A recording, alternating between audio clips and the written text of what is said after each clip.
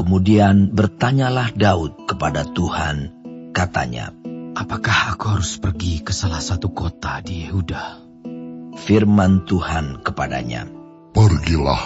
Lalu kata Daud, "Kemana aku pergi?" Firman-Nya, "Ke Hebron." Lalu pergilah Daud ke sana dengan kedua istrinya, Ahinoam, perempuan Yisrael, dan Abigail, bekas istri Nabal, orang Karmel itu. Juga Daud membawa serta orang-orangnya yang mengiringinya, masing-masing dengan rumah tangganya, dan menetaplah mereka di kota-kota Hebron.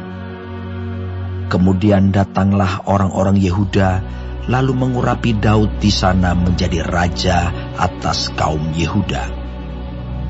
Ketika kepada Daud diberitahukan bahwa orang-orang Yabes Gilead menguburkan Saul, maka Daud mengirim orang kepada orang-orang Yabes Gilead dengan pesan, "Diberkatilah kamu oleh Tuhan, karena kamu telah menunjukkan kasih-Mu kepada tuanmu Saul dengan menguburkannya.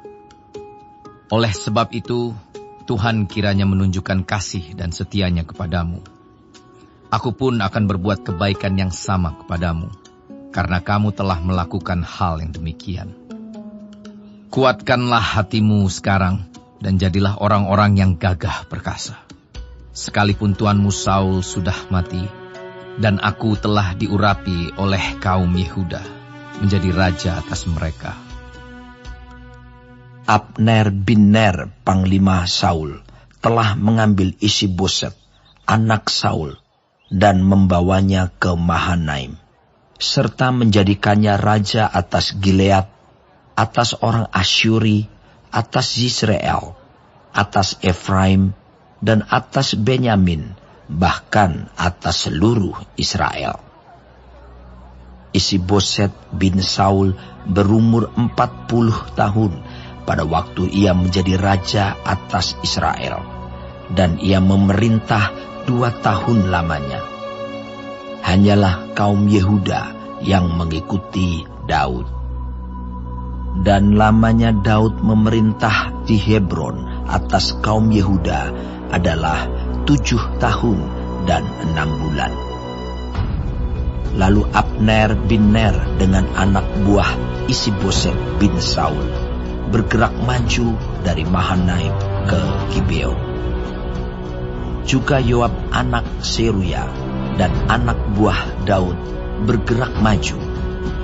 Mereka saling bertemu di telaga Gibeon, lalu tinggal di sana, pihak yang satu di tepi telaga sebelah sini, dan pihak yang lain di tepi telaga sebelah sana.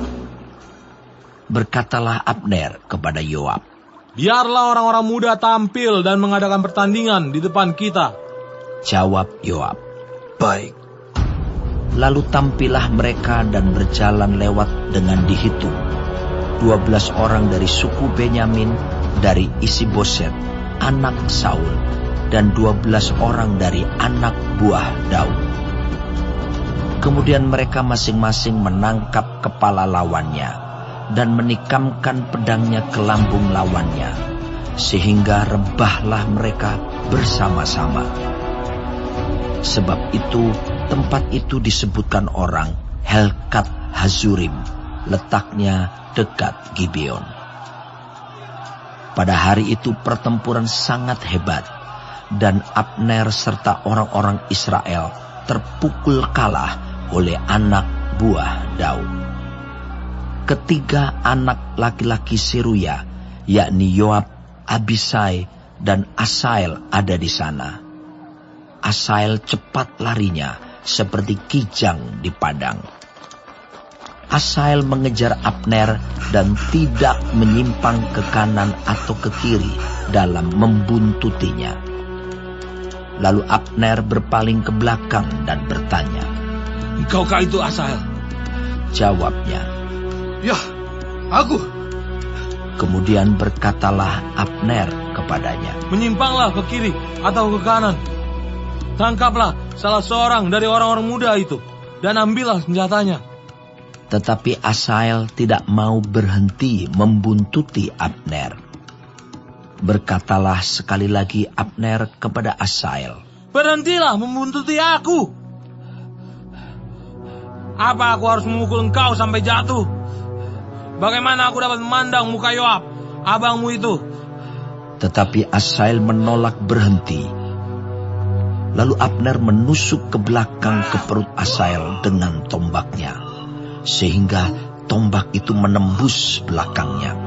Dan rebahlah ia di sana dan mati di tempat itu juga.